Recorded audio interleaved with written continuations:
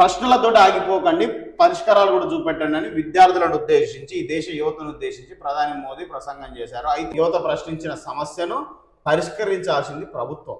యువత పరిష్కారం దిశగా ఆలోచనలు చేస్తుంది, బాగానే ఉంది.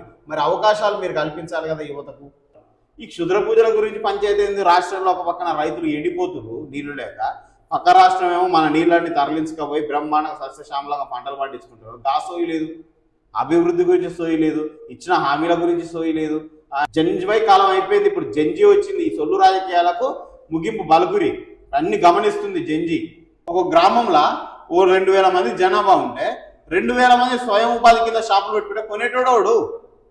అరే ఊకనే ప్రతి ఒక్కడు ఎవరిని ప్రభుత్వమే బాగు చేస్తుందా, ప్రభుత్వమే కల్పిస్తుందా, ఈ డైలాగులు కామన్ అయిపోయినాయి. ప్రభుత్వమే కల్పించాలి, ప్రభుత్వమే అభివృద్ధి దిశగా అవకాశాలు ఇవ్వాలి. స్మార్ట్ రేషన్ కార్డు ఏంది అంటే పేదోళ్ళని స్మార్ట్ గా చూపిస్తున్నారా? స్మార్ట్ రేషన్ కార్డుకి అర్థమైంది ఎవరికి ఉపయోగం? రాష్ట్ర ఎకానమీ మారుతుందా? ప్రజల పేదరికం పోతుందా? ఇంకా పెరుగుతూనే ఉంటాయని ప్రభుత్వమే చెప్పుకోవడానికి సిగ్గుచేటు కాదా? బోగస్ కార్డులు ఎత్తివేస్తారట. ఈ బోగస్ కార్డులు ఏంది? రేషన్ కార్డులలో బోగస్ కార్డులు ఏంది? ఇప్పుడు ఉన్న రేషన్ కార్డు స్మార్ట్గా మార్చడం వల్ల ప్రభుత్వ ఎంప్లాయీస్, ప్రైవేట్ ఎంప్లాయీస్, ఎకరాలకు ఎకరాల భూములు ఉన్నవాడికి, లక్షల లక్షల సంపాదన ఉన్నవాడికి రేషన్ కార్డులు ఎట్లా పోతాయి?